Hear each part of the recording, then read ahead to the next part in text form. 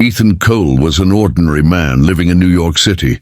At 32, he worked as a security consultant and cared deeply for his younger sister. He wasn't famous or powerful, just a hard-working man trying to survive in a busy world. But one night everything changed. While driving home through a quiet industrial area, Ethan noticed a black SUV following him. At first he ignored it, but suddenly the vehicle sped up and blocked his path. Before he could react, masked men dragged him out of his car. "Where is it?" one of them demanded. Ethan's heart raced. "What are you talking about?" "I don't know you." A punch landed hard across his face. "You stole from the Krane family," another man growled with a European accent. Ethan froze. "I've never heard that name." They pulled him into an abandoned warehouse. The air was cold and heavy. Then a tall man stepped out from the shadows, calm, dangerous, and powerful. Victor Krane, a businessman with dark connections across Europe and the UK. Victor stared at Ethan. "A package meant for me has disappeared. Powerful people are angry." Ethan shook his head. "You have the wrong man." "I swear." Victor's lips curled into a thin smile. "People always swear." He leaned closer. "You have 24 hours to return what was taken." "I don't even know what it is," Ethan shouted. Victor's expression hardened. "Then you will suffer for someone else's mistake." Ethan was thrown onto the floor and left bruised and terrified. The next morning, Ethan went straight to the police. Detective Sarah Bennett listened carefully, but doubt filled her eyes. "You're claiming Victor Krane kidnapped you?" she asked. "Yes, he threatened me." Sarah sighed. "Krane is untouchable. Without proof, nothing can be done." Before Ethan could respond, officers rushed in with new evidence. At the port, they showed Ethan's security footage. A man wearing Ethan's jacket was seen exchanging a bag with criminals. Ethan's blood turned cold. "That's not me. Someone set me up." But the evidence kept stacking against him. Within hours, Ethan was arrested for international smuggling. The stolen package was linked to illegal weapons trade across Europe. In the courtroom, Ethan begged for the truth. "This is a mistake. I'm innocent." But no one believed him. The judge sentenced him to 8 years in federal prison. Inside prison walls, Ethan's life was destroyed. He was attacked by inmates, ignored by guards, and his sister stopped visiting after receiving threats. Ethan realized the world had erased him completely. One evening, an older prisoner approached him.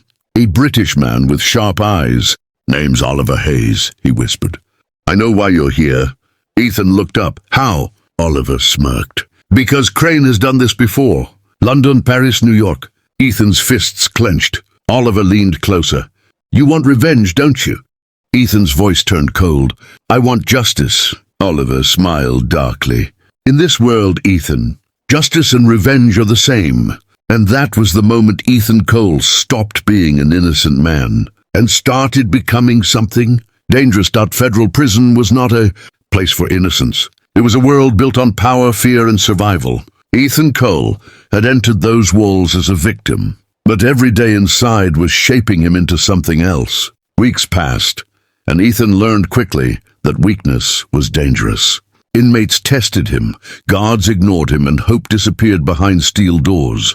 The only thing keeping him alive was the fire growing inside his chest. One cold morning in the prison yard, Oliver Hayes approached him again.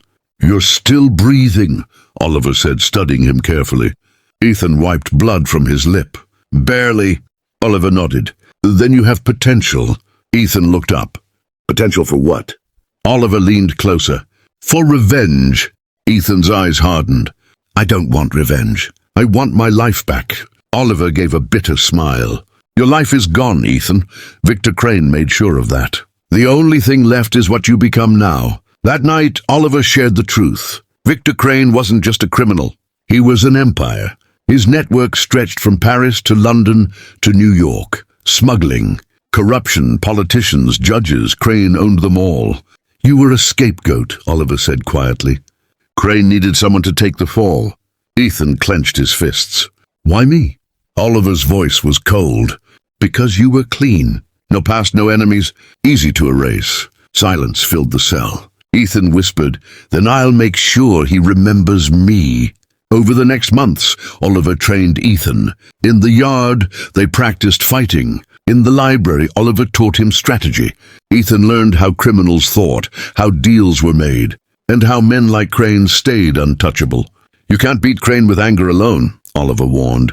You need patience, discipline, a plan. Ethan pushed himself until his muscles burned. Each bruise reminded him of the warehouse, the courtroom, the betrayal. One evening, Ethan asked, "Why are you helping me?" Oliver hesitated, then spoke. "I was once part of Crane's world," he admitted.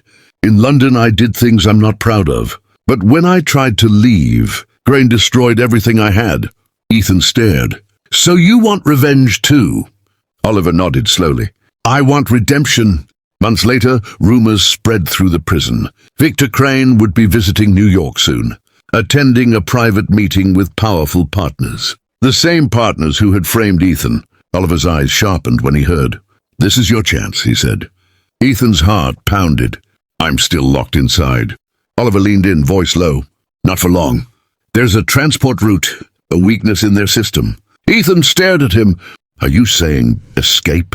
Oliver's answer was simple. "I'm saying the revenge begins outside these walls." Ethan looked through the bars toward the distant city lights. For the first time, freedom didn't feel like hope. It felt like war. Night fell heavy over the federal prison. The cold wind moved through the fences like a warning. Inside cell block C, Ethan Cole sat silently, his eyes open, his mind sharper than ever. Tonight was different. Tonight was the first step toward freedom, or death. Oliver Hayes crouched beside him, voice low. "The transport schedule changes at 2:15 a.m. Guards get lazy. That's our window." Ethan's heart pounded. "And if we fail?" Oliver's expression didn't change. "Then Krane wins forever." Ethan clenched his fists. "I won't let that happen." For months, Ethan had trained. Every bruise, every fight, every painful lesson had built him into something stronger. The innocent man who entered prison no longer existed. Now he was a weapon. At exactly 2:10 a.m., Oliver slid a small metal piece from his sleeve. "A stolen key fragment," he whispered. "Enough to unlock the maintenance door." Ethan stared. "How did you—" Oliver smirked. "Prison has cracks. You just need the right hands to find them." They moved silently through the corridor, timing each step with the guard's footsteps. One mistake meant bullets. The maintenance door clicked open.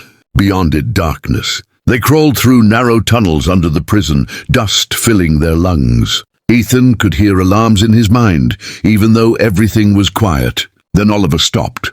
"Listen." Voices. 2 guards above. Ethan held his breath as shadows passed. Seconds felt like hours. Finally, silence returned. Oliver nodded. "Go." They reached the outer service yard. Barbed wire fences rose like monsters against the night sky. Searchlights swept across the ground. Ethan's eyes locked on freedom just beyond the walls. Oliver pointed toward a delivery truck near the exit. "That truck leaves in 10 minutes. If we get inside," Ethan whispered, "we disappear." They ran, fast, silent, but luck never lasted long. A guard shouted, "Hey, stop!" The alarm exploded into life. Red lights flashed. Sirens screamed. Ethan's chest tightened. "Move!" They sprinted toward the truck as gunshots cracked into the air. Dust kicked up beside them. Oliver grabbed Ethan's arm, pushing him harder. They reached the back doors. Oliver forced them open. Inside, Ethan jumped in, pulling Oliver after him. The truck roared forward just as guards stormed the yard. They were out. Barely. Hours later, hidden beneath cargo boxes, Ethan stared through a crack in the truck door at the distant highway. Oliver exhaled slowly. "You're free." Ethan's voice was not relieved. "This isn't freedom. This is the beginning." Oliver nodded. "Krane will hunt you." Ethan's jaw tightened. "Let him." 2 days later, news spread across every channel. Federal inmate Ethan Cole escapes armed and dangerous. Victor Krane watched the report from his London penthouse. His expression remained calm, but his eyes were lead. "So," he murmured, sipping whiskey, "the ghost has risen." One of his men asked, "Should we send teams?" Krane smiled darkly. "No, I want him to run. I want him to believe he has a chance." He leaned forward. "Because when I catch Ethan Cole," his voice became a whisper, "I will destroy him myself. Ethan stood in a small motel room near the border, looking at a map of Europe. Paris, London, New York. Krane's empire. Ethan whispered to himself, "I'm coming." And somewhere deep inside, the revenge finally awakened. Ethan Cole arrived in Europe under a false name, moving like a shadow through Paris streets. The city of lights felt cold to him now. Every step reminded him that Victor Krane's empire stretched far beyond America. Oliver Hayes met him inside a small underground safe house. "Welcome to Krane's territory," Oliver said grimly. Ethan scanned the room. So this is where it started. Oliver nodded. London and Paris were his foundation, the roots of corruption. Ethan's fists tightened. Then we cut the roots. That night, Oliver introduced Ethan to a contact, Detective Sarah Bennett, who had secretly followed the trail across continents. Sarah's eyes met Ethan's, heavy with guilt. "I was wrong," she admitted. "The system failed you. Krane owns too much." Ethan's voice was cold. "I don't need apologies. I need Krane." Sarah placed files on the table. "Tomorrow, Krane attends a private exchange near London. Weapons, money, politicians, all in one place." Oliver whispered, "A perfect chance." Ethan stared at the documents. "A trap." Oliver smirked. "Every revenge is a trap."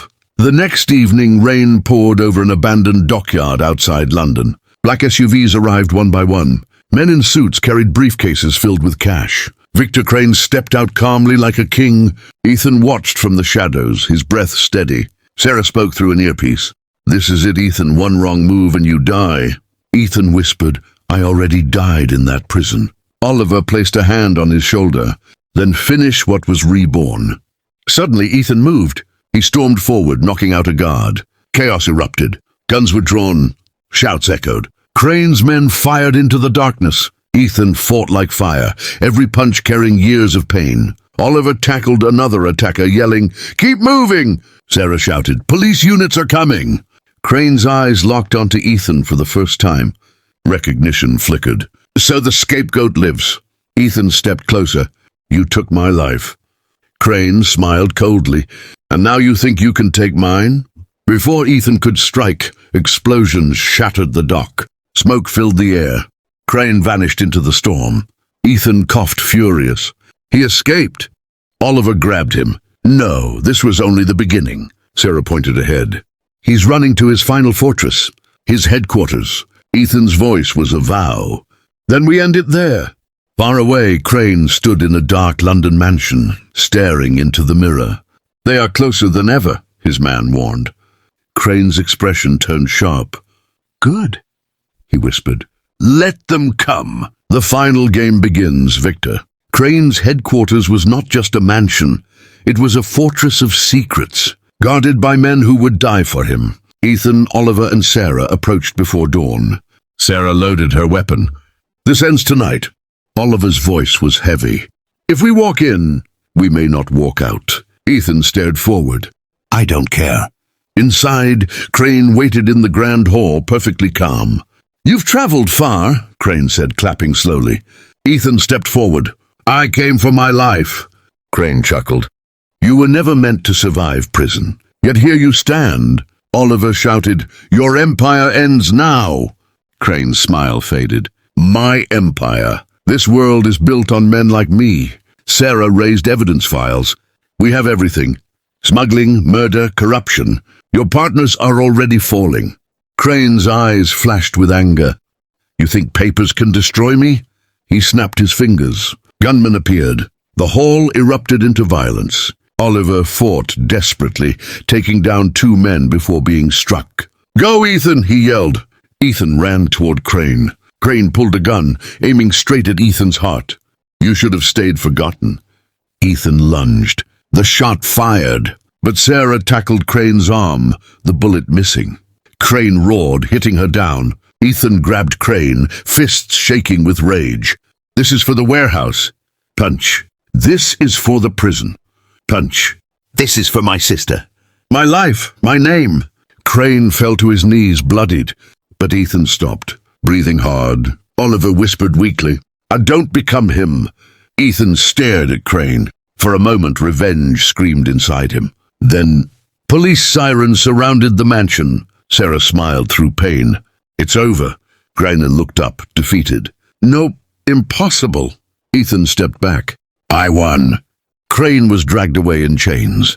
The King of Shadows finally exposed. Weeks later, Ethan stood outside a courthouse, free. Sarah handed him official papers. Ethan Cole, innocent, charges cleared. Oliver, recovering, nodded proudly. You chose justice, not darkness. Ethan looked toward the sunrise. My revenge wasn't killing him, he whispered. My revenge was surviving.